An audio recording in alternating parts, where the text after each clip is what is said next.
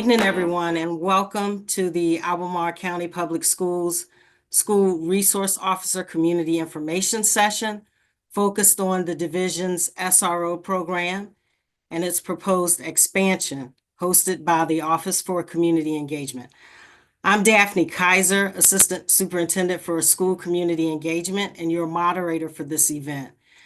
During this session, a panel of presenters, including ACPS leaders and representatives from Albemarle County Police Department and our community partners, who will be here to provide an overview of the division's SRO program and its planned expansion. In addition to the updates from our ACPS leadership and law enforcement, our panel will include special guests with deep expertise in school climate and culture, mental health, behavior, and adolescent psychology. These presenters will share key research findings on school safety and student well-being, explore the influence of SRO presence in school environments and student perceptions, offer recommendations on how to support positive school climates and culturally responsive practices, and discuss how to balance safety with equity and inclusivity in school communities. This broader perspective will help inform our collective understanding of the opportunities and perspectives associated with the SRO program, ensuring that all voices are considered as we move forward. We'll also share key themes from recent conversations with students, families, and staff, along with opportunities for you to contribute your thoughts, including a Q&A session with the panelists at the end of the presentation part of the session.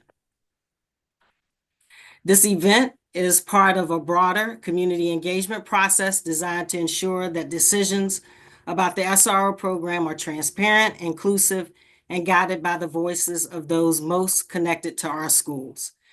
We welcome your participation and look forward to engaging with you.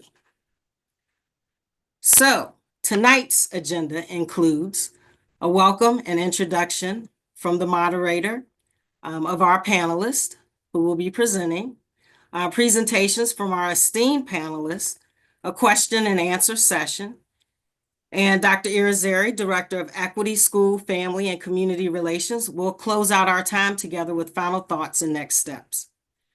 We appreciate you spending time with us. We have a wonderful group of panelists joining us this evening. Our presenters will share about 6 to 8 minutes worth of information related to their specific area of expertise related to the School Resource Officer Program. In a moment, I will introduce the panelists in the order in which they will present.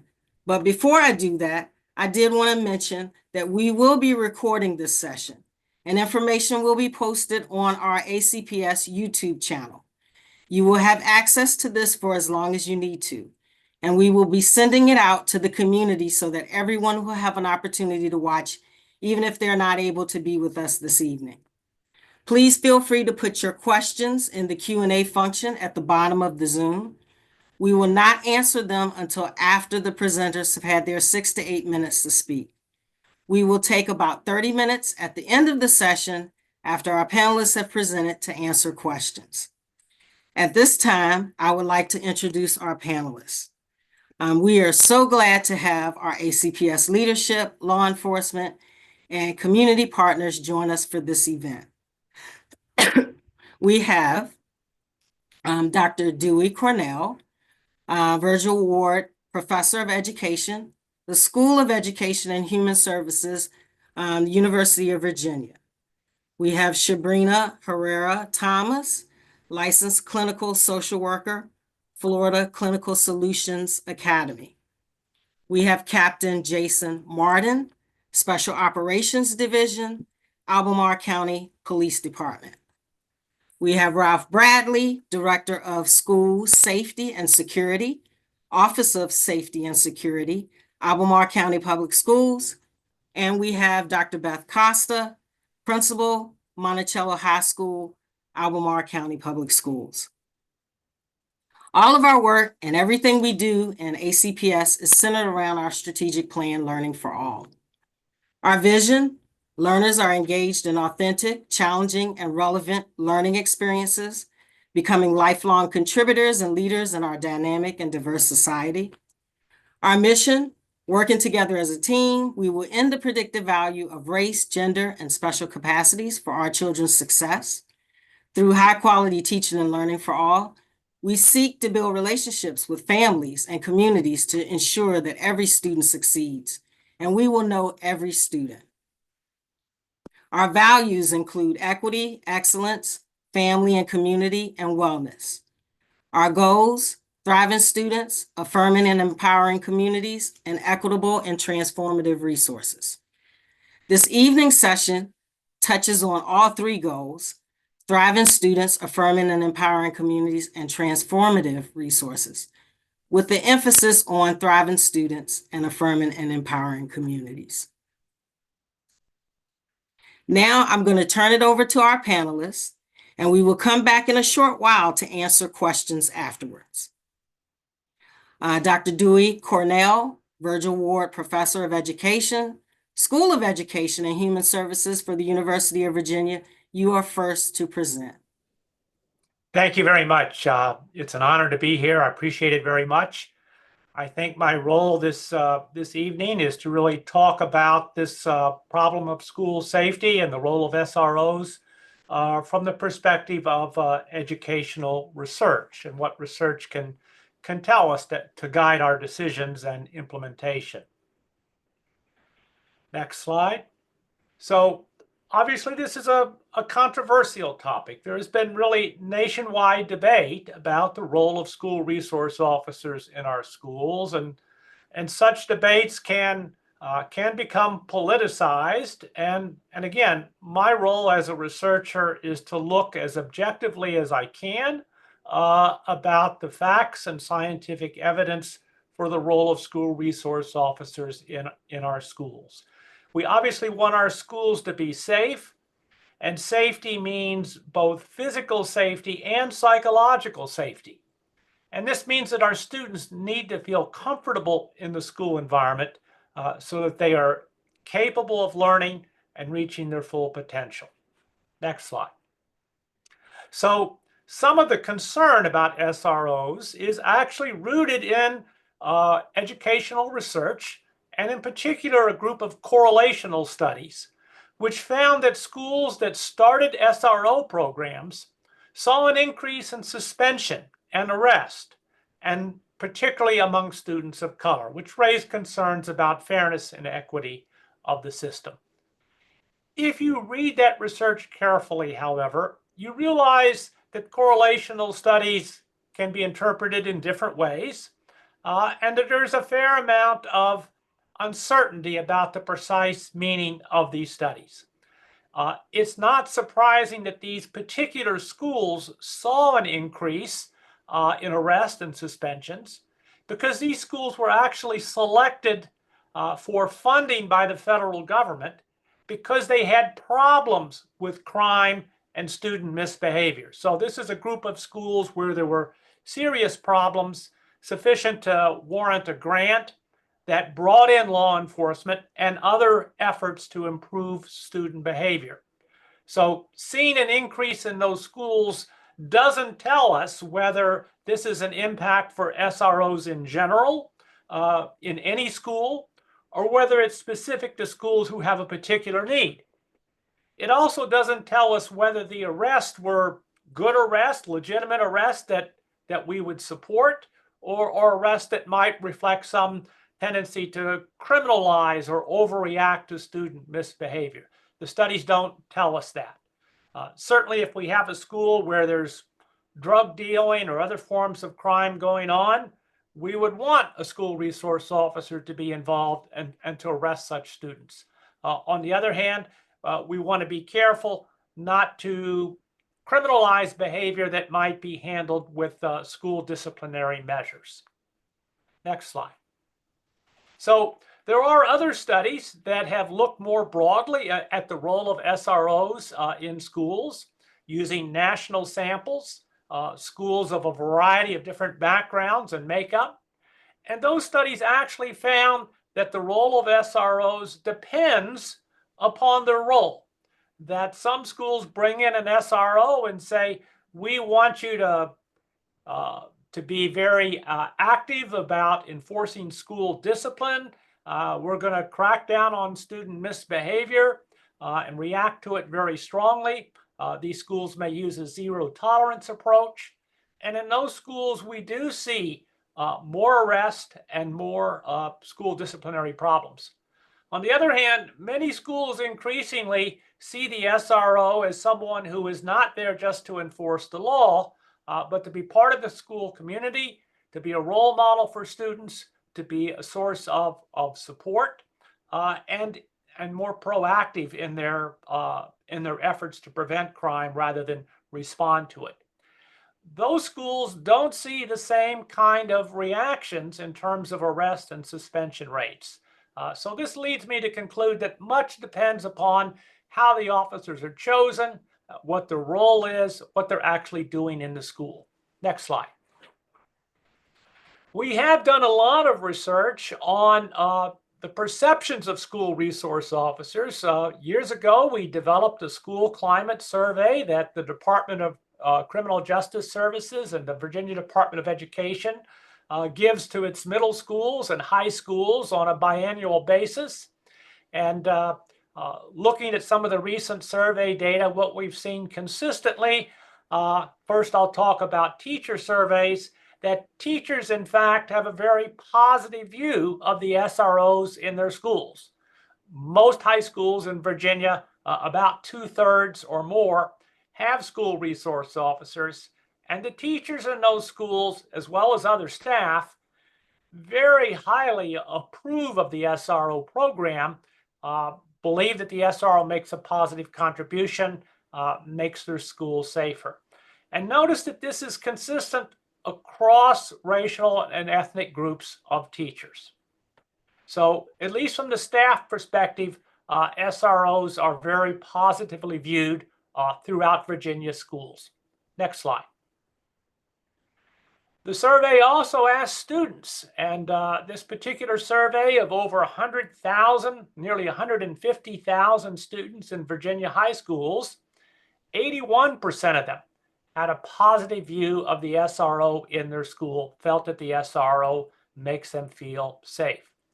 Now, if you look across racial and ethnic groups, there are some differences. That is, students of color, Black students in particular, Native Hawaiian, Pacific Islander students, tend to have a less positive view than Asian and white students or students in general.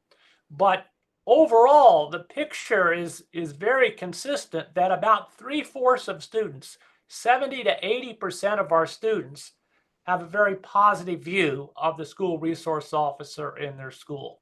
So I think we have to take into consideration the view of our students and staff in terms of the role of the SRO. Now, let me go on just a little bit in the minute I have remaining in the next slide and talk about what makes an SRO program effective. Some years ago, 6 national organizations got together and came up with a joint statement about school safety that included the role of SROs. Now, these organizations included our school psychologists, our school counselors, our school principals, both secondary and elementary, our school social workers, and an organization of national of school resource officers. In a nutshell, let me just say, next slide. The important points are that the SRO needs to be well defined, that it not be a role to enforce school discipline. Enforce the law, yes, but school discipline is something for the staff to manage. Also, that the SROs are well trained. Believe it or not, there are many schools where the SROs are not well selected and not well trained and don't achieve high standards of training about the educational environment and their role in it. And we also want SROs to come in as part of the school staff, as part of the community. They're not there to be lone rangers patrolling for problems, but to work collaboratively with other professionals. My own research at the University of Virginia has found that when school resource officers work on threat assessment teams, the results are very positive. That is, there are very low rates of school exclusion, very low rates of arrest, and equity across racial and student groups. So I, for one, am convinced by the research that SRO programs can work if they're well designed and well implemented. I'll stop for there and be happy to answer questions at the end. Thank you so much, Dr. Cornell. Next up, we have Shabrina Herrera Thomas, licensed clinical social worker for Florida Clinical Social Solutions Academy. Thank you and for having me this evening. I'm going to talk a little bit about behaviors that students may have when they are distrusting SROs, and then also positive behaviors that students may have towards SROs. Next slide, please. So we're going to start off with supporting a positive schooling climate and cultural responses in the practices. Next slide. School climate in essentials is creating a positive learning environment, looking at the negative impacts and positive effects that influence student engagement. Next slide. So with negative, I'm going to start off with negative impacts. So negative impacts that students, and the reason why they're hesitant about to engage with SROs is because of the history and systematic mistrust that students have with law enforcement and their fear of criminalization.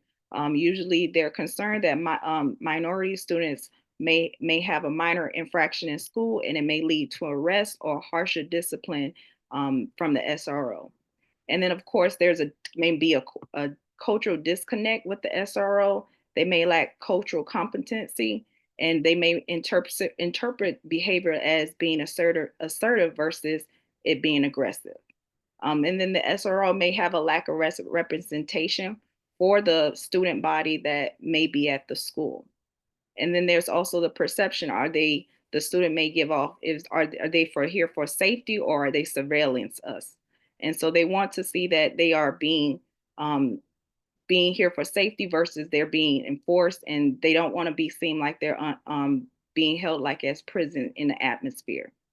Other past negative experiences is that they may have had a past negative experience with some type of law enforcement in the past, and so they may lead to into a negative interaction.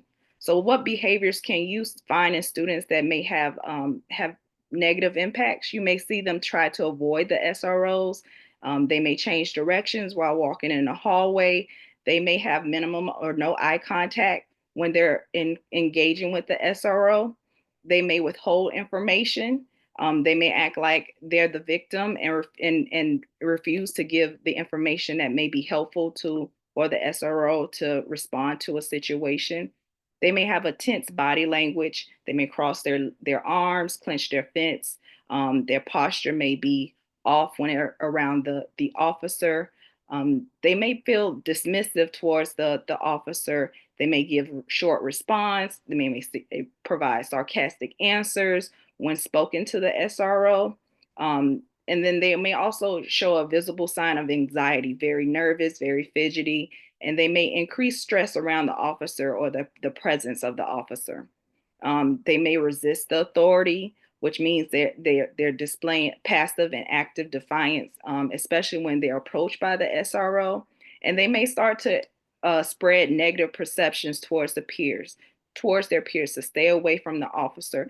And this usually is perceived by their own mistreatment or their perceived mistreatment by the SRO or any law enforcement they have interacted in before with.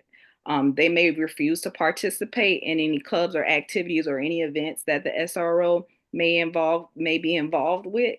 And then they may openly criticize and protest against the SRO and may have them wanting to be removed from the school system.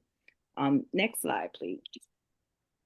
But we're going to talk about how we can change those negative behaviors into positive ones.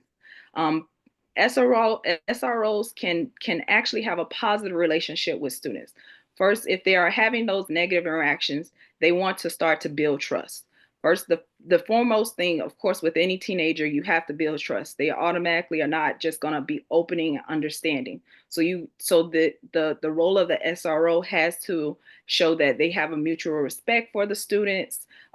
They also are attending leadership and advocating for students. There's a open dialogue between the students and the SRO. They're starting to role model positive interactions for students of color. They're shifting their perspective, encouraging more constructive relationships with the SRO, and they're also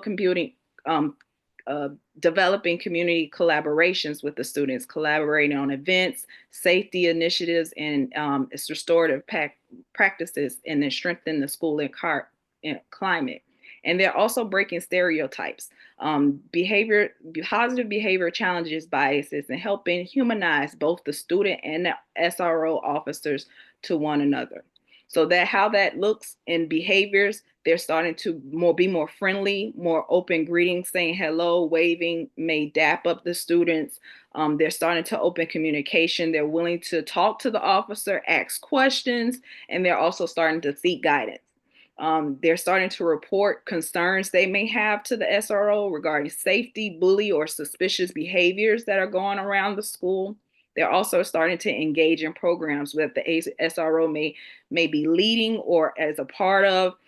They may start to ask for mentorships. They're starting to spread word of mouth positive interactions. They're talking about how the SRO, their interaction with the SRO may have been positive versus negative.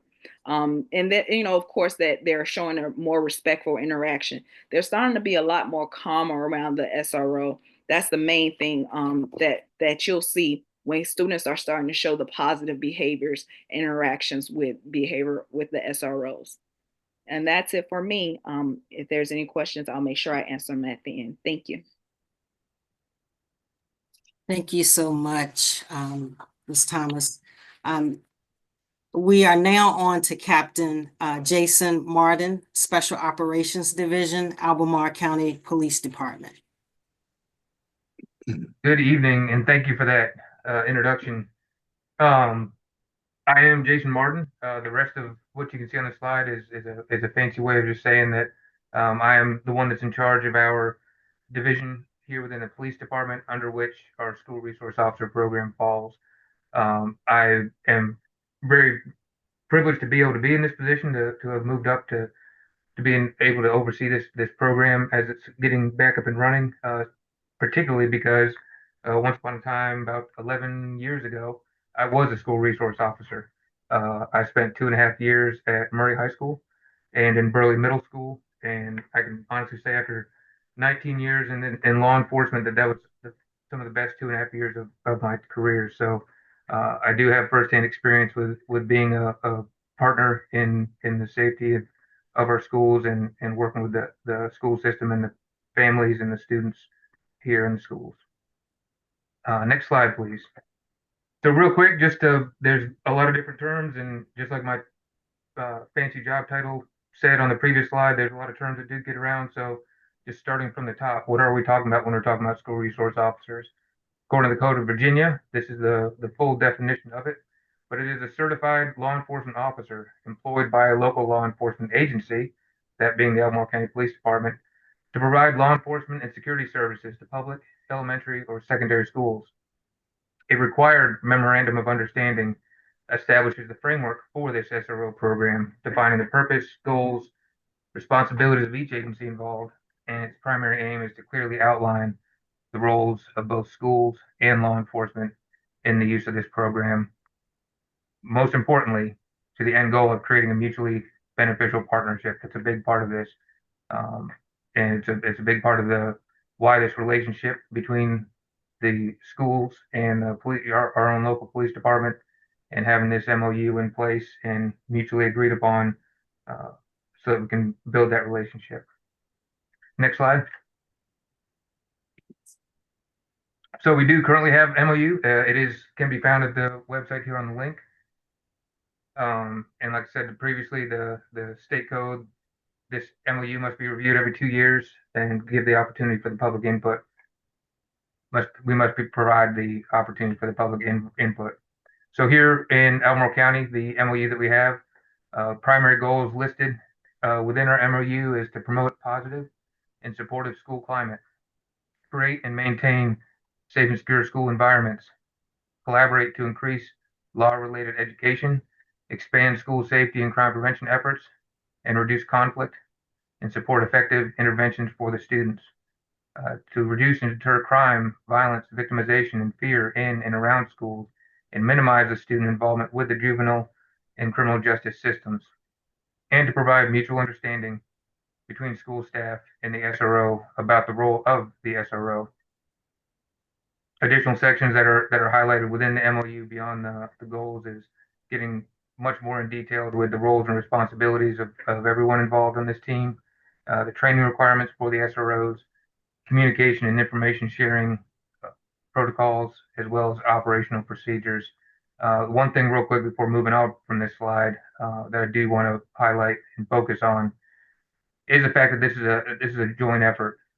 This is not the Albemarle County Police Department coming to the schools with a document and trying to get them to sign on to it, nor is it the schools trying to tell the Albemarle County Police Department how to perform their duties. This is mutual agreement. A memorandum of understanding is a mutual agreement between us with this public input, with everybody involved, and making sure that the goals are aligned with both departments and that all the requirements are met.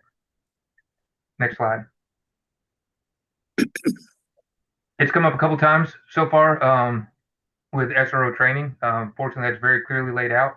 If you do go to this link for this code, for the Code of Virginia 9.1-102.54, be prepared. It is extremely lengthy. There's only one small subject section where this material here is coming out of, but it lays out a lot of the responsibilities of the DCJS, which is the Department of Criminal Justice Services. That is the state authorizing and licensing agency that monitors and mandates and controls all the law enforcement training for the state that we have to follow in compliance with. So, along with their requirements, specifically as it relates to the SROs, they established a compulsory minimum training standards for certified and recertification of law enforcement officers that are serving as school resource officers.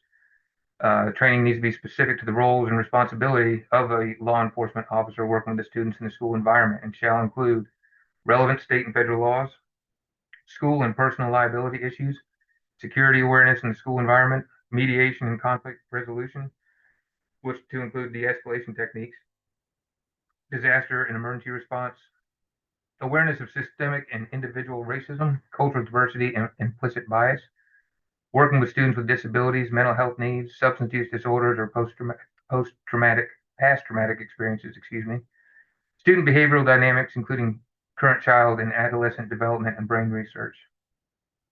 To meet this directive, the SRO program of the DCJS Virginia Center for School and Campus Safety provides numerous training opportunities for both law enforcement and schools throughout the Commonwealth year-round. This is in the form of online trainings that our officers that are assigned to this team attend, a yearly conference from the National Association of SROs, as well as other opportunities to receive this training to make sure that we're staying up to date and that we are the best prepared to fulfill this role.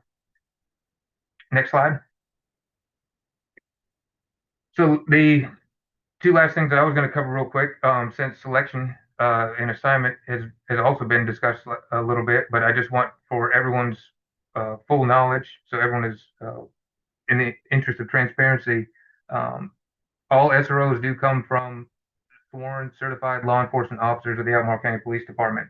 When I became an SRO back in 2014, I had been a patrol officer for 8 years. It's not a different employee of the Albemarle County Police Department that's being put into this role. It is a certified law enforcement officer, just like the ones you see out in your communities and their cruisers. But we do select these officers to become school resource officers through internal assessment centers. And we do conduct those in conjunction with staff and our partners from Albemarle County Public Schools. And I'll give you one example. When we have this assessment center may include such things as panel interviews or practical exercises that we will have our partners from the schools actually sitting in there with us and helping to evaluate and give input on the decisions of making sure we select the right officers, because that is a huge component of this, that we can have this MOU, we can have all these protocols in place, but if we don't take the time and are not intentional about putting the right person in the right position for this role, then it's not going to be a success, and none of us want to see that. The assignments are determined again with collaborative input. And then going forward, one of my roles as the commander over this division where the SROs fall is to continually manage and assure alignment with not only our organizational for the county, but also for the school division, that we're staying aligned with the mutually established goals and objectives. This MOU is really the guidelines that we are going to work from to give us the framework to operate under, and then it's the relationships that we have with the executive staff of the schools and the Office of School Safety and Security, that we're in constant contact with each other regularly, being open, being transparent with each other, and making sure that we're all reaching the same goals and objectives that have been laid out. One last thing I was going to talk about just real quick, other partnerships, or other roles of the Albemarle County Police Department, because obviously we do have a lot going on beyond just our service and our partnership with the schools. The MOUs or the memorandums of understanding that we have, this is not the only one we have. We have many MOUs, and we're engaged with partnerships with other regional, state, and federal public safety organizations and facilities throughout the county, or that may be in the county. But the thing that I definitely want us to focus on, I want to make sure that you all understand, is a priority for me in my role, and for our SROs and our supervisor over this unit, that it's the partnership with Albemarle County Public Schools, staff, the families, and the students. It's that partnership that's established by this MOU and our guidelines in relationship with schools that is the priority. There has and will continue to be active engagement between the full Albemarle County Police School staff community, as well as our police department and the broader County of Albemarle organization, as we focus on that transparency, safety, and community trust. And on that note, I will turn it back over to you all and stand by for questions at the end. Thank you so much, Captain Martin. Next, we have Ralph Bradley, Director of School Safety and Security, from the Office of Safety and Security, Albemarle County Public Schools. Thank you, Dr. Kaiser. I appreciate it. Thank you, everyone, for participating in this seminar today. This is one of those critical points of engagement, sharing information, and getting feedback that I think is critical for us to be able to operate in your best interests. So thank you very much again. Next slide. All right, I'm here just to talk about the SRO program from the school's perspective, and also talk about the expansion. So as it was defined by Captain Martin, this program is designed to enhance school safety.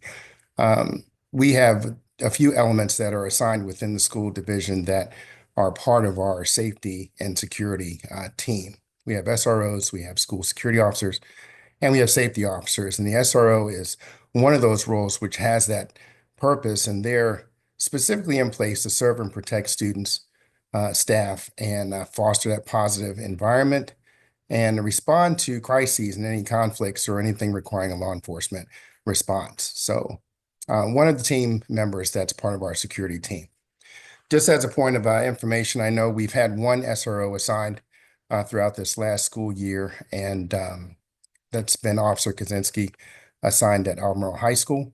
And with the recent funding requests, we did get authorization to hire 2 more officers to be assigned to our 3 high schools. So we'll expect to have SROs assigned to each of our high schools. They'll be responsible for addressing any needs within those buildings, have a presence at their feeder pattern middle school, and also, when possible and barring any other conflicts, are able to respond to incidences within the feeder pattern. So if you'd like to address that issue a little more detailed, that budget request is also available on our school board site as well. Next slide, please.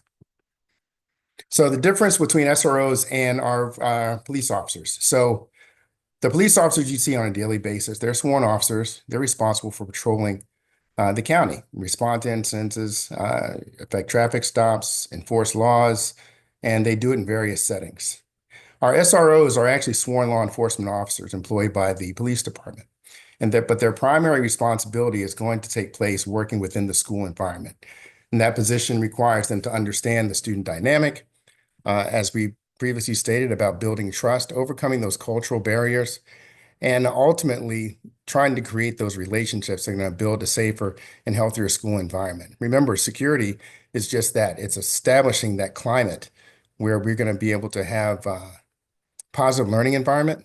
And it's one of the root things that we have to make sure that we're aware of. Without safety and security, we're not going to necessarily provide that culture as I think it will be for our students and staff. Both police officers, our road officers and patrol and our SROs, they enforce laws, but SROs receive specialized training and they play a unique role in our schools with our educators. They act as mentors and they provide a safe and supportive environment. You go ahead, next slide. This is for the individuals who process information a little differently. We want to make sure we understand that police officers and our resource officers do have overlapping roles and responsibilities. Training is consistent, but I want to make sure you understand our school resource officers definitely get the additional training that they need to function within the school environment. They are required to get their certification through DCJS. They also are responsible for maintaining and updating their training throughout their certification period. And some of those courses that they engage in dealing with adolescent psychology, de-escalation techniques. They do get training as well for our special needs students, but it's important that they get the training and access and to the information that's required or necessary for them to fit into our school environment. We also, under the Office of Safety and Security within the school district, are able to identify trainings and those sessions that we feel are important as a school district to make sure that our SROs are engaged in, to make sure they fit within our culture, not just any culture, school culture throughout the state. And again, we'd like these officers to perform that role of mentor. The relationship building you've heard from previous presenters is critical to the success of this particular program. Next slide, please. So the question is, how does an SRO contribute to the school safety? And again, it goes back to the fostering the learning environment. Dr. Cornell, Ms. Thomas specifically spoke to the success of the program is going to be how well these officers integrate into our school community. Every school district has a different community, different climate, and it's important for us to make sure that our people that we want to select and put in these roles are going to be attentive to the needs of our students here in Albemarle County Public Schools.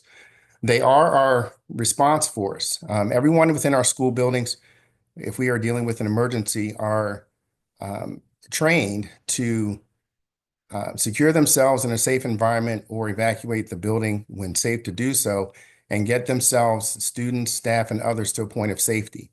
It's our law enforcement partners that respond to and go to the emergency or the crisis. That's one of their primary roles. They're also there to prevent and respond to crimes when needed.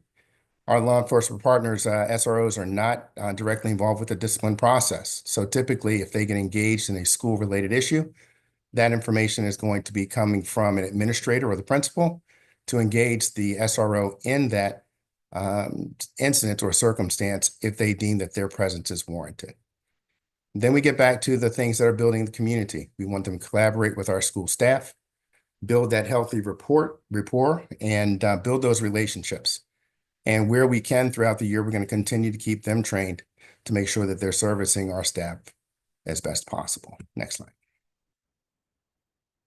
Just some details about the trainings. You've heard some of these as well. DCJS is our required certification process. And certification is good for 2 years for our SROs. They complete 40 hours of training during that 2-year period of certification. And again, it can include mental health specific training, disability awareness, implicit bias, racial bias, addressing stereotypes, restorative justice techniques, cultural competency, and as well as their training updates that they get through their school resource officer program directly. Next slide, please.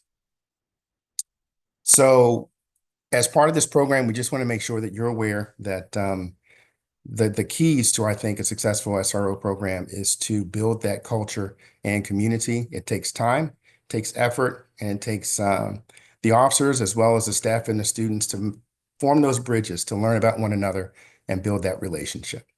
So thank you very much for your time. We'll address questions at the end. I'll pass it off to Dr. Costa.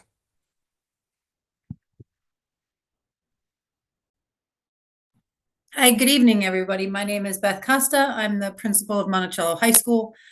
We are a school of about 1,175 students, very diverse, large campus on the southern side of the county, and we have about 175 staff. I just wanted to highlight something that Mr. Bradley said earlier. We currently have 5.5 school security officers. We have a safety coach, and I'll talk a little bit about the involvement of our SRO when we get to that part. Next year, we hope to have 3 to 4 school security officers. Just due to budget cuts, we had to rework some things, but we do believe in the importance of those school security officers, and also how the school security officer, safety coach, and SRO work as part of our team with administrators, counselors, mental health practitioners. It really is sort of a team approach to safety and student behavior. Just wanted to note, I was the assistant principal of Monticello High School from 2012 to 2015. During that time, we had school resource officers. They had an office in our main office. It was right off of our hallway. Over the course of my time here, there were 3 different officers, all specifically trained as school resource officers, and they did a lot of the things that you would expect: lunch duty, halls, meeting kids, getting to know kids. They check in with students who may have gone to them with a problem. They contact families just to offer some guidance on things that are happening. When I came back 3 years ago, we didn't have a specific school resource officer. The officers were stationed over at Albemarle High School, so we had access to a school resource officer, or one that was trained as a school resource officer. But we often had to call non-emergency if there was something like disruptive behavior or a fight.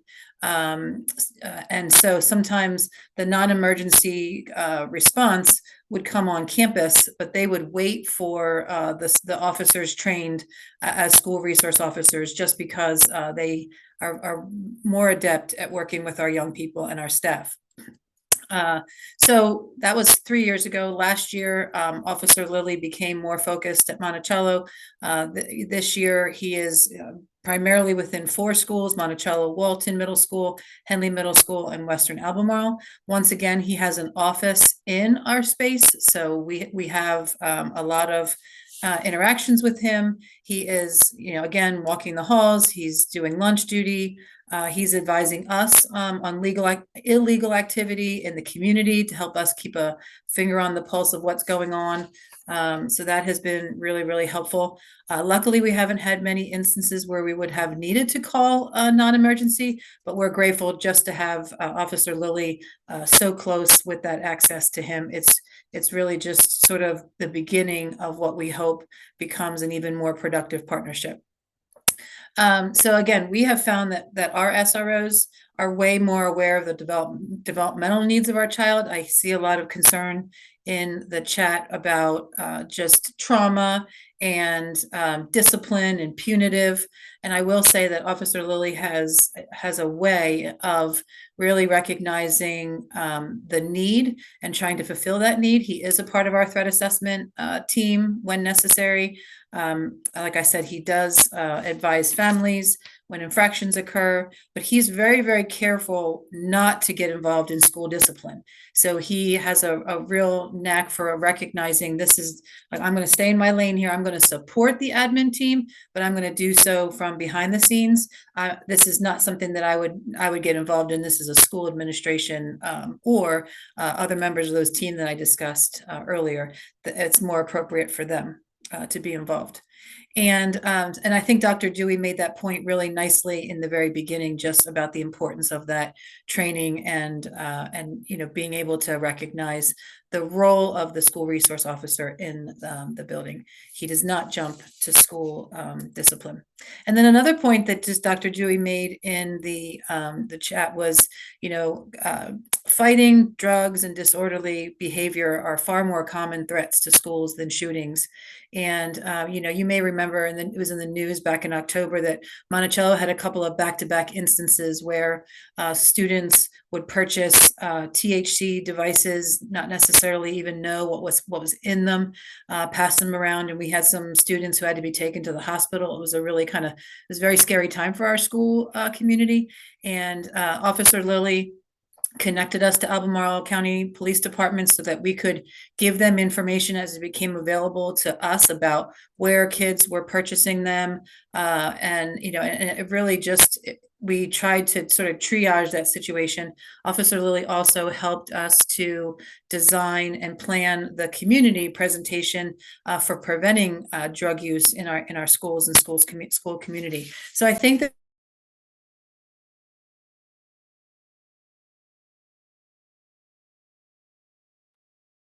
Hey, Beth, you've muted yourself. didn't mean to do that. So I've been in this community a really long time, and a parent myself. I certainly am aware of the concerns, but I can't say enough that this team, when thinking about the school resource officers being a part of our schools again, in a more more elevated way next year, we have talked to kids, and they do understand with this national climate that we're in, why it would be necessary. And so I think they can work through their understanding and concerns. And with those changes and the partnership with our own community, I think it could be a really positive next step. Thank you, everybody.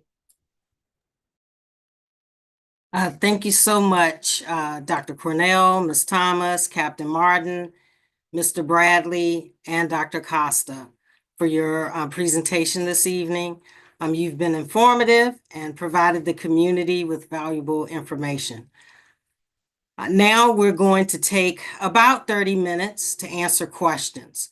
We have a few come in through the Q&A function at the bottom of the Zoom, and feel free to keep sending those through, and we will answer them in the order that we are receiving these. However, do feel free to email Superintendent's Office at k12albemarle.org email address if you feel you have further questions or do not get an answer due to lack of time. So, first question, and Dr. Irizarry will be helping with asking questions during this portion as well. First question, national data statistics show a disparity of incarcerations with presence of police, disparity of arrests among those students of color. What data do we have to dispute this, and how do we ensure this isn't the data of ACPS?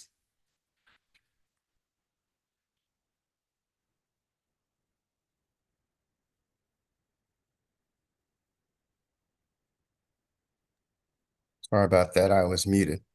Would you just rephrase that one more time? I just wanted to make sure I understood the nature of that, and I'll see if Dr. Cornell is available to address this as well. Sure.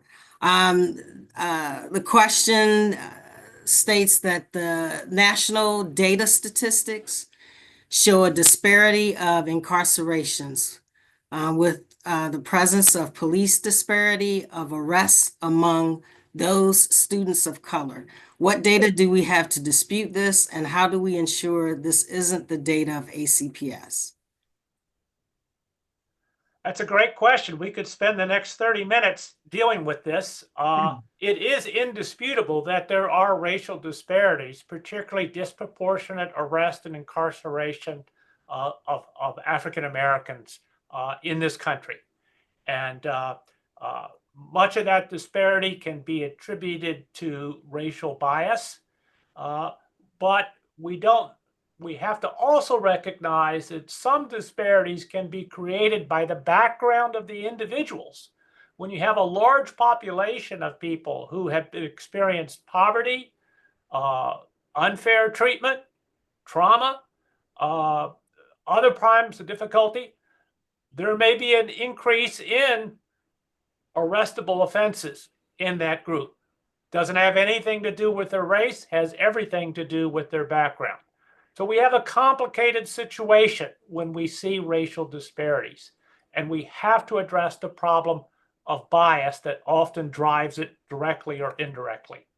Now, with regard to Albemarle County Public Schools, they need to collect data. They need to maintain data. Now, the U.S. Department of Education Office for Civil Rights, historically at least, has required that this data be collected and reviewed. And I think Albemarle County has done that and should continue to do that. Can we have SROs in schools without generating racial disparities? Yes, we can. And the research that we have published and have in press right now shows that threat assessment teams with SROs are not generating racial disparities and actually had very low rates of arrest and juvenile court charges. So I know it is possible, but obviously it's something that we need to monitor and track, from day one. And a follow-up to that, and I think there's two follow-ups. What are the metrics, and this may be for more AC Albemarle County Public Schools, what are the metrics that the county will use to measure this program's effectiveness moving forward? You're muted, Ralph. Thank you. What we're looking into is one of the difficult matters to measure is a climate, that feeling of safety and security. We are in the midst of reviewing current data to make sure that we're collecting the proper information that's useful. We are using the panorama surveys. We are using the independent means, one of which is in responses to these information sessions. We're soliciting direct feedback from individuals to address those matters, but we're using those surveys that are provided by VDOE and through our schools to identify what information is available. We are not using the discipline data per se to track the SRO's engagement, but we may address data involving number of callouts, what type of callouts are being made in order for the SRO to respond to. And then we can track through our cooperation with the police department what those outcomes might be or what the results were of those interactions.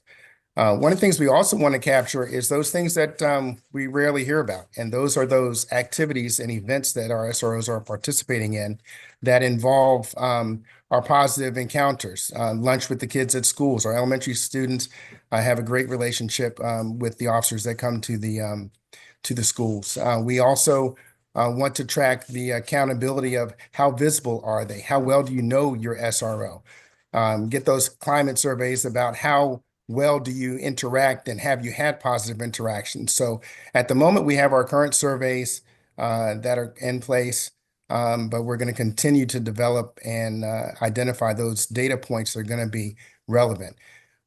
You as our servicing community, if you find that there are areas where you think information should be gathered or accounted for, we are definitely open to your input, because this is an opportunity for us to engage and see how you think we can assist.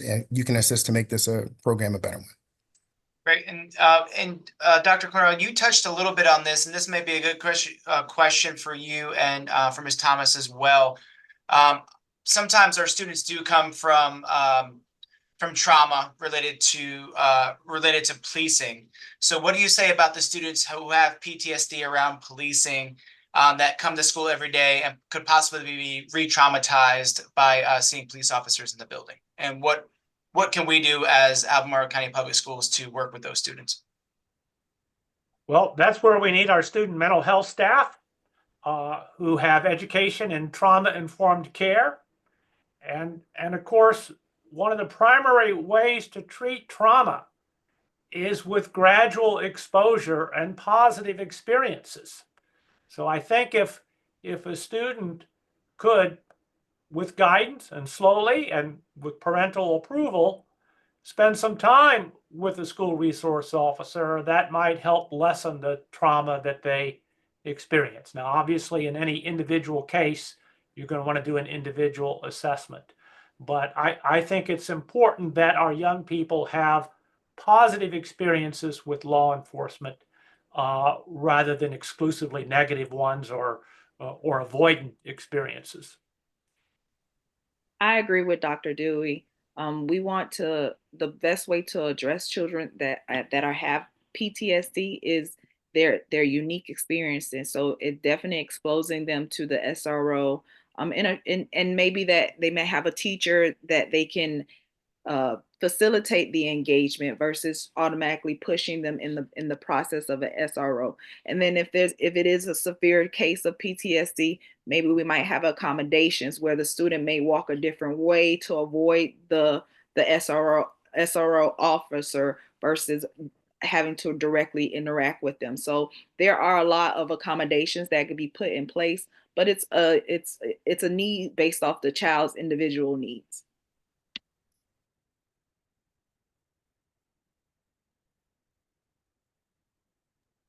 Thank you so much. I'll turn it back over to you, Dr. Kaiser. Sure. There was a question about SROs preventing school shootings, and questioning the need for SROs because of the studies showing that they haven't prevented school shootings. Can you speak? Can we get more information around that? Sure. Sure. Well, that question is partly correct and partly incorrect. There are studies of school shootings that have been averted, several studies, as a matter of fact. And in each of those studies, one of the ways that school shootings were prevented was through reports to a school resource officer and the ability of the school resource officer to act promptly and avert the shooting. Now, it's also true that we've had school shootings in schools where there were officers, and that has generated this perception that, oh, officers don't matter and they don't prevent these shootings. But, factually, they have prevented school shootings. Now, keep in mind that the purpose of school resource officers is not just to prevent school shootings. School shootings are statistically quite rare. I know we hear about them frequently, but we have 130,000 schools. And so even just a few school shootings will be quite rare, but quite prominent in our mind. The main reason for school resource officers and why they were introduced long before we had the school shooting problem is drugs and violence in our schools. And those are common problems in our schools. We've had in our local schools that have had, series of fights and quite disorderly behavior. And I'm very concerned when we expect a teacher to come out of their classroom and stop a fight or deal with a drug dealing situation. We need law enforcement to deal with those more common but quite serious problems. We also want law enforcement to be more proactive, to build positive relationships with students, to prevent violence rather than just respond to it. So there's a lot of ways that we can make good use of school resource officers apart from the really terrible but isolated problem of school shootings.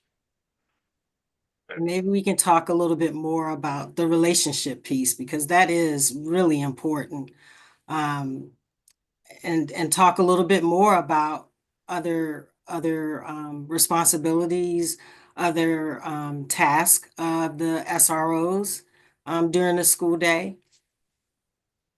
Well, I've worked a lot with school resource officers over the years, and I think the comments that Captain Martin made are right on the money, right on target. And, probably I would defer to him in terms of the day-to-day relationship building that needs to be done. These are things that are hard to measure. People ask about the metrics of how do we know whether an officer is going to be effective, but it's more individualized than that. If you think about the impact that your favorite teacher had on you, that's not easily measured, but it's very important. And the same thing can happen with good SRO programs. Great.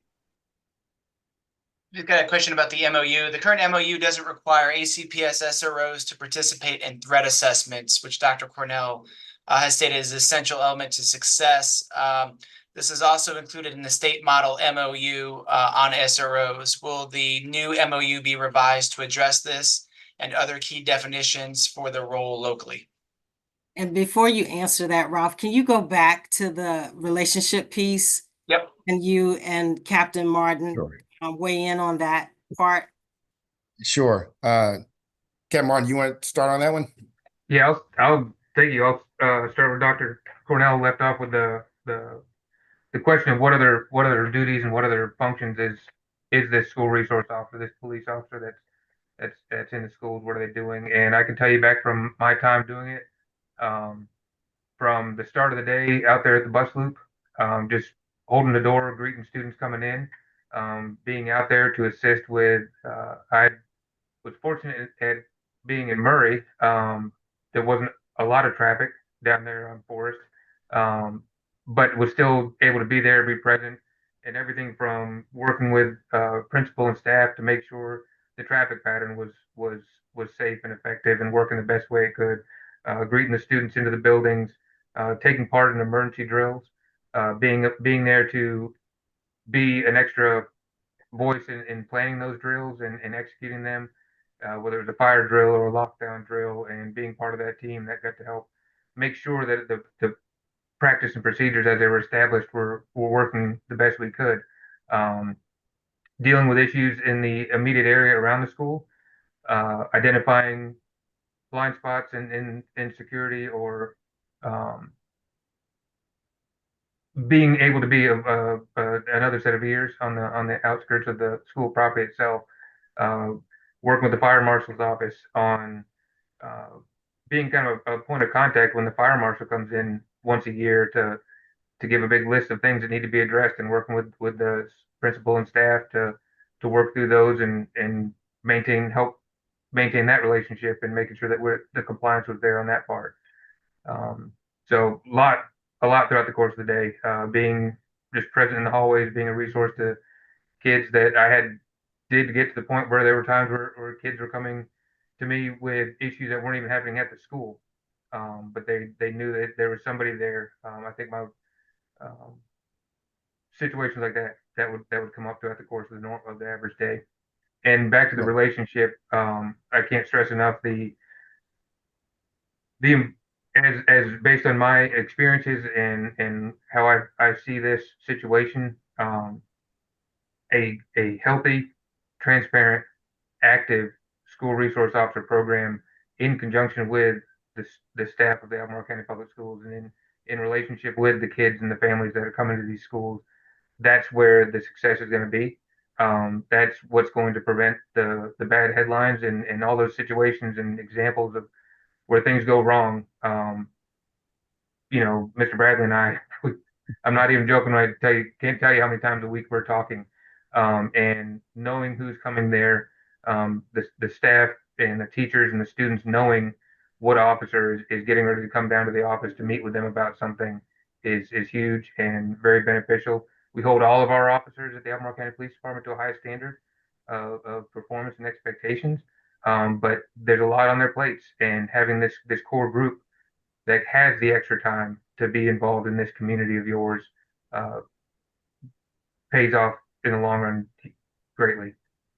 Sure. And just to touch on just 2 points. One is presence, and that's not just a law enforcement presence. If someone wants to cause harm or mischief in a particular area, if they know that the area is covered, whether it's by cameras, by people, by staff, by a law enforcement vehicle out front, if we have security staff walking around outside the building, just that presence of some type of monitoring process does discourage your criminal behavior. They may go someplace else where that scrutiny is not being applied to where they can conduct those activities where you don't have that coverage. So presence in general, in addition to the SRO, is very important for creating an environment where people feel that it's a potential deterrent. And also, our SROs, they're a wealth of knowledge. They help with our security assessment. So my office is responsible for doing assessments of our buildings and facilities, but many times we get the recommendation, goodness, what about these doors? What about this? Hey, we noticed that traffic is flowing in this way. Can we address a traffic flow issue? Any of our Albemarle and Lambs Lane folks understand traffic, and we're constantly getting input on how can we make things better. So it's not just the emergency response, but it's good to have another professional who has insight into areas that can help us make better decisions about how we conduct our business at schools on a daily basis. And Daphne, can you refresh on that other question? I know that that was asked, please. Well, and Dr. Irizarry, did you want to repeat your question? You're on mute. Going back to the MOU and threat Yes. assessments, will that be part of the MOU, and will Albemarle County Public Schools and ACPD use threat assessments as best practice? Yes, we will. And as Dr. Cornell has stated, that threat assessment process is critical. It is in place, and it's typically managed initially by our Office of Student Services. It involves our counseling staff. Each threat assessment team has a set of members that are identified, and included on that team is a law enforcement officer. In the event that law enforcement officer is not available, school security resources can also stand in those proceedings. So that's why it is a law enforcement officer or school security. We endeavor to make sure that we get that law enforcement presence, because many times we get involved in these threat assessments. There is potential for wrongdoing that might be beneficial for our law enforcement partners to be engaged in from the very beginning. Dewey, did you have anything you wanted to touch on that? Just want to make sure we're consistent with your understanding of that as well. No, that sounds appropriate. Many student threats are not serious and can be resolved, and you don't want to overreact to them. But when you have questions about the seriousness, you definitely want a law enforcement involvement in those cases. Great, thank you. So yes, when we rework the MOU, we're going to be addressing a number of things, and that's why we'd like your feedback as a community, because we want to make sure that the information that's contained there is consistent and meeting the needs of the district and our students. Mr. Bradley, we heard a lot from our parent groups, family council, PTO, the Special Education Advisory Committee around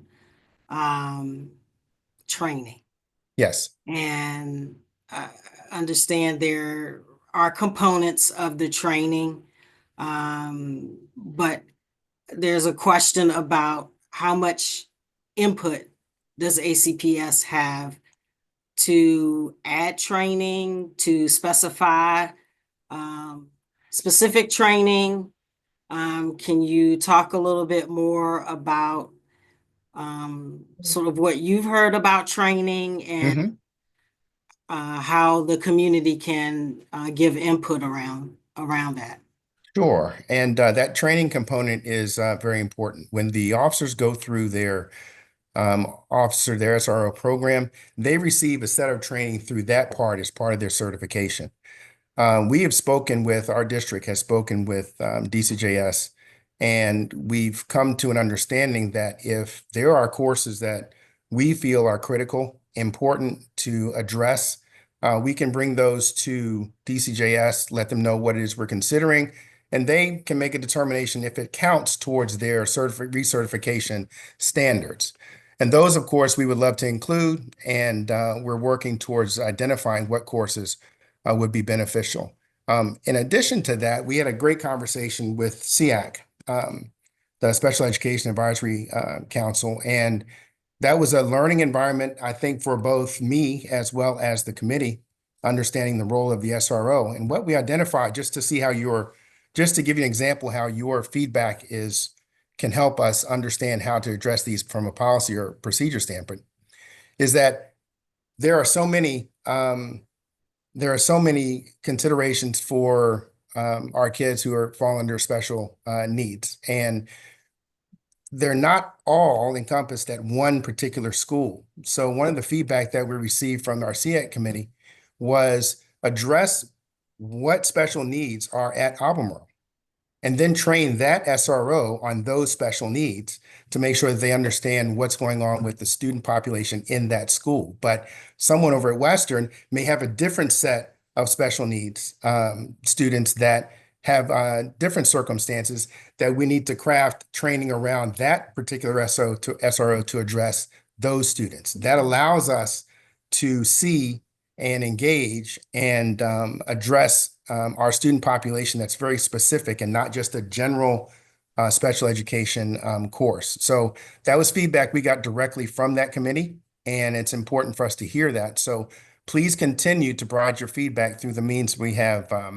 through this presentation and the others you may have participated in, because we're paying attention and we're reading your requests, we're engaging you, and we want to hear what trainings are important to make sure that your kids are getting their needs met through our SRO as well as our security staff.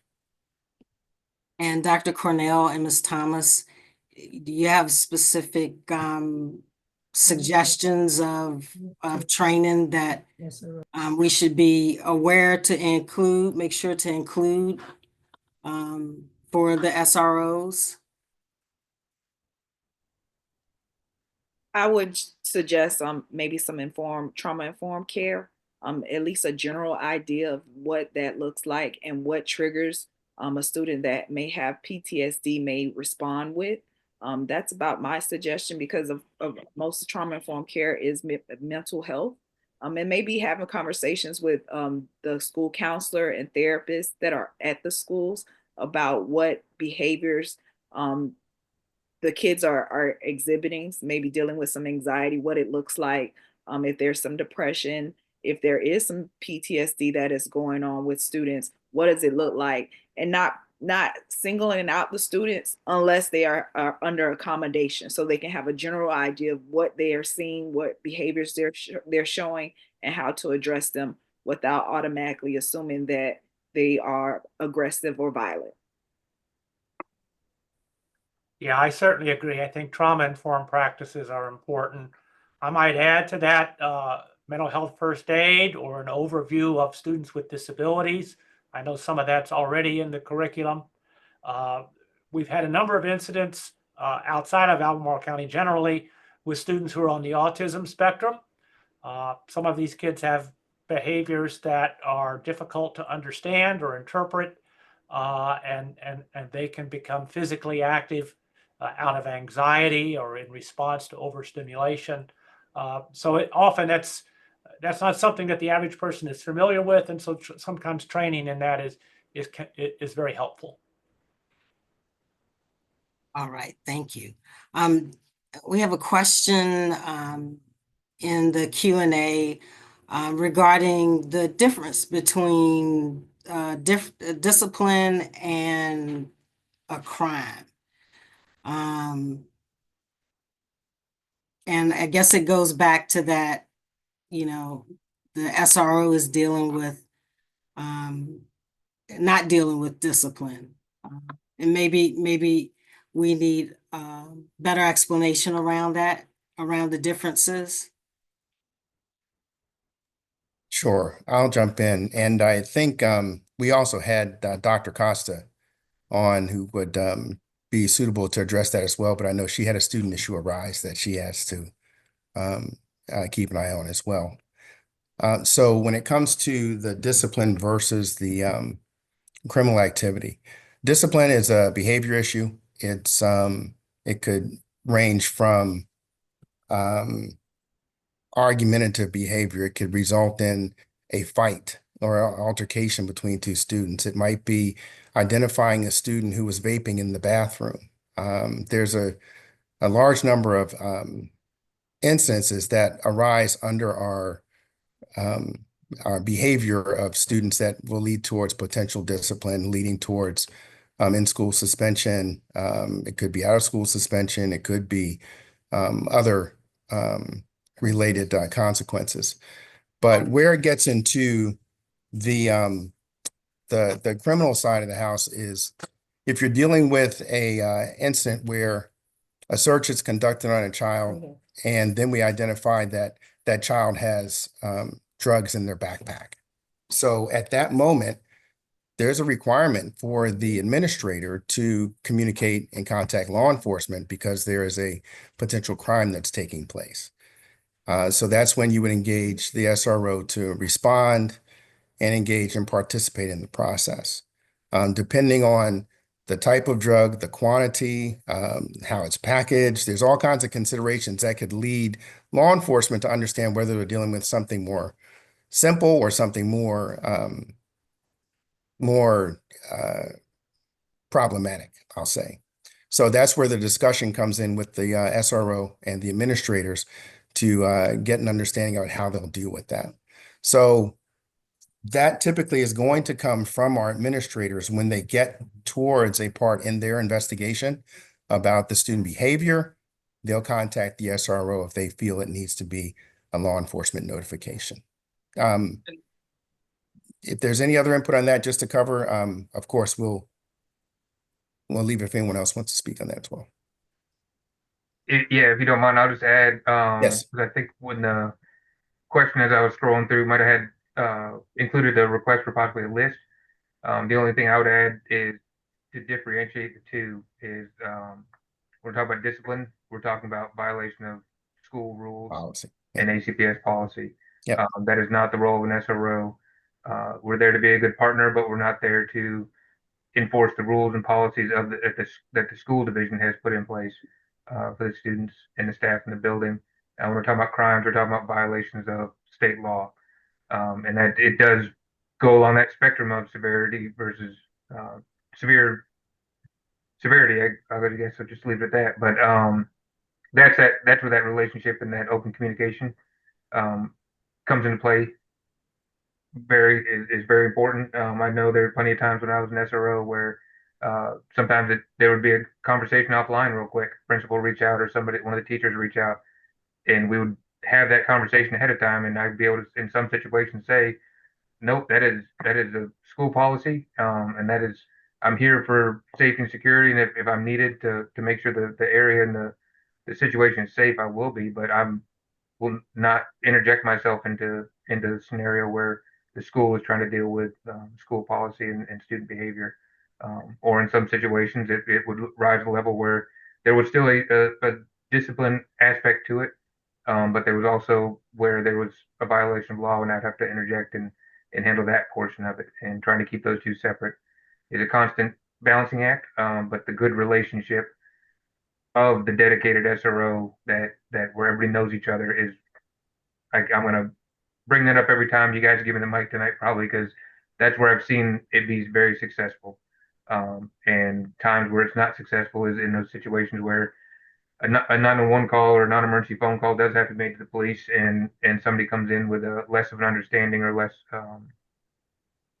of a awareness of that balance, where things can go differently. And Captain Martin, we'll stay with you for a minute. Does ACPD have youth-specific policies on interrogation and arrest? For example, many youth do not understand Miranda rights and may incriminate themselves unknowingly. Yes, we actually do. There's different guidelines for people in different situations, and it's not always age. There's other factors that go into, specifically when you're talking about Miranda. That is absolutely, and that's not just an SRO thing. It's across the board with our staff. There's a lot of different factors that we are trained and prepared to evaluate when we're dealing with anybody, regardless of age or what their situation is. It is our responsibility to assess that entirety of it. We don't just get to put handcuffs on and read the card and jump right in. We have to be able to evaluate the understanding and make an assessment of the individual's understanding of those before proceeding. And I guess there's a few questions too about just what would the school side, what would our part be in that to ensure students know their rights? And then related to that question, we have a few questions about when are parents or families notified when there is an interaction with police officers in the building. Yeah, so the for the second part of that, as soon as something becomes a criminal matter, obviously we have to deal with the security of in police terms or mindset. We have to deal with the security and the safety aspect first. When we first get told of a situation, we may not be calling the parents in that moment, but we do have to get there and get an assessment of what we're facing, ensure the safety of everyone that's involved in that situation. But it absolutely, as soon as practical and as soon as everything is safe and before beginning any administrative procedures of getting into questioning, of getting into doing anything in that venue of criminal investigation, parents and guardians are absolutely contacted and brought in to be involved with that. And the first part again, sir? Oh, actually, you're talking about what you're talking about on the administrative side when they're Yes, sir. Yeah, on the school side, Yeah. what would we Yeah. do to inform students of their rights? And so the on the administrative side the initial part of it is gathering information and doing the investigation within the school building, identifying who might know about the circumstance. Talk to students, talk to other witnesses, and they're going to do their investigation to identify who might be the one that's participating in the behavior that needs to be addressed. And once they identify and start talking to students, they gather the information. They do make sure that that parents are notified about the questioning of students, but on the administrative side, which is non-criminal, the consequences are different. So our administrators are not reading Miranda rights, for instance. We're not going to limit the liberty of our students to be able to to do what they want to. We're addressing it from the school standpoint of what happened and what can we do about preventing it, intervening, or if we have to, they can assess potential consequences. So they conduct their investigation, and following their engagement, they make sure that they contact parents and inform them that their student has been involved in a situation and explain the details and engage the parents in the process from that point on in case they need to come in and speak, or if the kids are going home that day because of their behavior, but they engage the parents directly with any activities or any involvement with our students being questioned for any concerns leading to discipline. All right, thank you. Immigration is top of mind in our community right now. And information from our school communities tell us that ACPD specifically has worked with Homeland Security on immigration matter. And this is incredibly concerning given so-called commitment. This would not happen. How are we keeping all students safe given that information? Okay, I'll start on that one. When the executive orders came out, especially within the state of Virginia, Governor Youngkin had signed the order to enlist the participation of law enforcement agencies to support immigration efforts. I had a direct conversation with Chief Reeves and the ACPD, as well as Sheriff Chan Bryant with the Sheriff's Department. We want to make sure that our two primary law enforcement entities were engaged. The Sheriff's Department was invited to address and participate in the executive order, and Sheriff Bryant did not sign on to that, and she is not supported, and her officers are not receiving the training to conduct immigration enforcement, and they don't support that mission. They want to maintain a positive relationship with our community to be able to police and deal with the issues they need to deal with their local law enforcement authority. Had the same conversation with Chief Reeves and leadership there about they're not even required under that, and I'll let Captain Martin address this as well, but they're not required under that executive order to do it, but I will pass off to Captain Martin just to address what ACPD stance is on that subject. Yes, thank you. As Mr. Bradley said, it just doesn't fall within our area of responsibility with our duties to enforce the laws of the Commonwealth of Virginia. There are situations where, and I kind of alluded to it loosely in my portion of my slide, talking about other MOUs we have with other regional, state, and federal partners. We do work with other agencies when they come into Albemarle County, and when we do support them in any actions that they're trying to take here, partly because we're trying to be a good partner to the other law enforcement partners, but also because we want to make sure that we take ownership of what's going on in Albemarle County and are involved in the situations. Without more specifics, I'm not sure the exact circumstances of the example given, but I would just go back to specifically for this group, for this conversation that we're having now. This is where the importance of the MOU and the importance of the connection and relationship between our police department and your school division come into play, because those things are all taken into consideration, like Mr. Bradley mentioned, with those are very early on conversations that we had to make sure that we were on the same page and that everyone's expectations and goals are being met. The SROs, the school resource, our police officers being school resource officers within the school, they are first and foremost there to ensure the safety and security of the students and to be partners with the Albemarle County Public School System.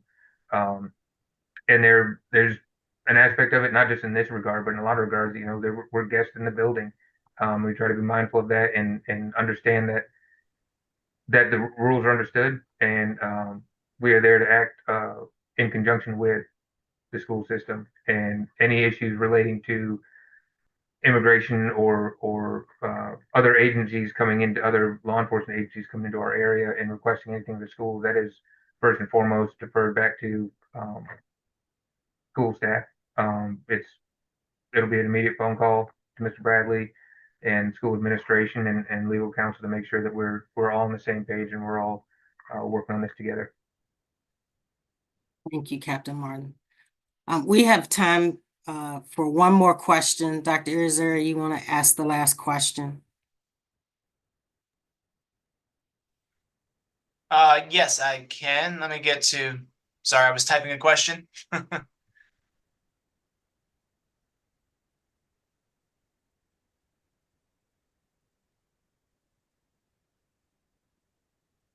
Well, before Yeah, you, go ahead. I think we've got to a lot of them. Mr. Bradley, Yes. we talked a lot about, the SRO being part of that comprehensive team at the Yes. schools.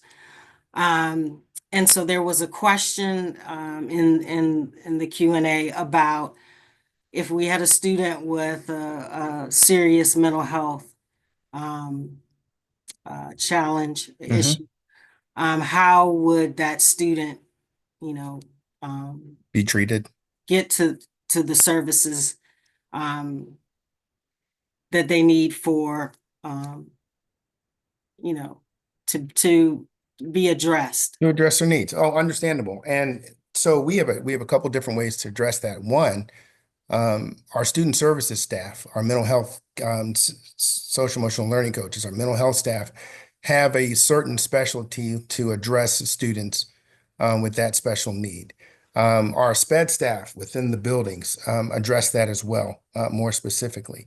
When it gets to an individual who may be dysregulated, and if they're encountered by an SRO or a school safety officer, someone to address the nature, we're supposed to take our responsibility and make sure they're trained to understand what's going on and deal with the student that they see before them. And it's just as anyone else. If they're in a position where they can't deal directly with that student's concerns, they're empowered to make sure they contact administration, special ed staff, our social emotional learning, and our emotional our emotional and mental health staff.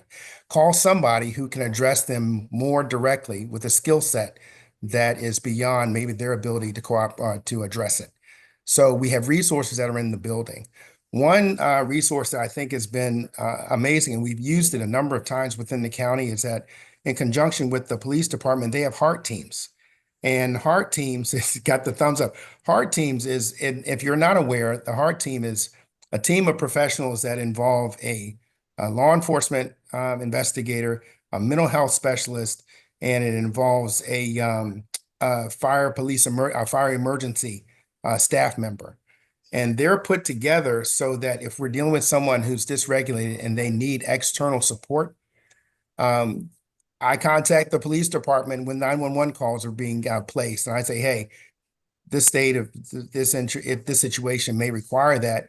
If they don't do it on their own already, with that information, they may go ahead and have the heart team respond, and they show up with a different concept about how to deal with that student and address their needs without pursuing that encounter in any one particular order. It's not just a behavior thing. It's not just mental health thing, but it is a safety thing. That group of people can help our staff members address that student's needs in the best way possible. So we're continuing to grow with our resources.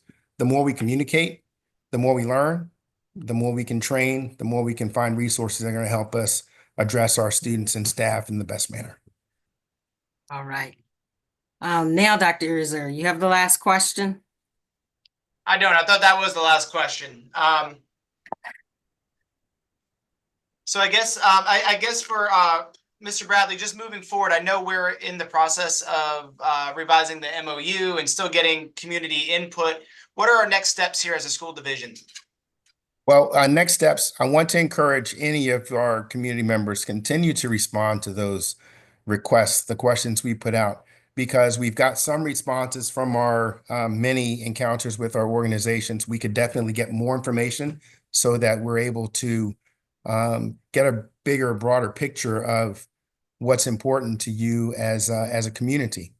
Following that, we're going to put together our working panel with our staff to address the rewriting of that MOU.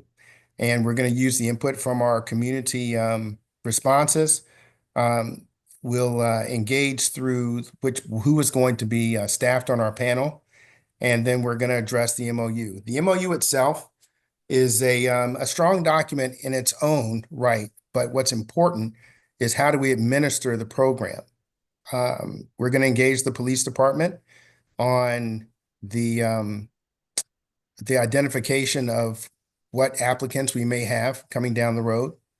This is all once we get the board gets their final vote approval for the budget, but we want to make sure that we're putting the word out to solicit strong applicants. We're going to make sure that we're interviewing these individuals and that the school resources are participating in that process. It's not just a law enforcement process. And we're going to look for the best candidates. And we're going to continue to identify those trainings that we're going to make available to them as they get selected and brought on board for use in our staff. And just so you know, once we get these individuals identified, we're going to introduce them to you as a community. We want you to come out, meet them, greet them, get to know them on your own personally. And we want to make sure that we start off this new year, school year, with that transparency, that knowing, and that community support so that everyone is understanding about who's going to be working with our kids and be the best resource. So those are the next steps. But continue to put that input. We need that information and we want your input to help us determine how to move forward. All right. Thanks so much. We have run to the end of our time together this evening. You will see we put in the chat Superintendent's Office at K-12 Albemarle. You can send additional questions or request information. Briefly to close, I'm going to hand it over to Dr. Irizarry. However, before doing this, again, I would like to thank our panelists for their time, Ms. Smith for attending, Gary Moore and Kenny Wood for technology support, and Daryl Bonham and Eric Irizarry, who you will hear from last, for fielding questions and monitoring the chat. As I mentioned at the beginning of the session, we have recorded the session and we will send it out to our entire community. The session will be up on our YouTube channel and you will have access to it. I cannot encourage you enough to email the superintendent's office at k12albemarle.org email address in the chat. I'm going to put it in the chat one more time. And with that, I'm going to turn it over to Dr. Irizarry, Director of Equity, School, Family, and Community Relations. No, I just want to thank everyone that came out. We had a great turnout tonight. This is an important issue, and this is just we're in the middle of it right now, so there will be more information coming out, and we are working with our various departments and advisory groups, including SEAC. And our EL department and our special education department as well, to make sure that as we get this MOU together and as we get the trainings together, that we have a good working relationship with our folks in the buildings. Again, thank you so much, and just be on the lookout for more information on this topic moving forward. All right. Thanks again, everyone, for an outstanding session. Have a great Yes, ma'am. night. Take care.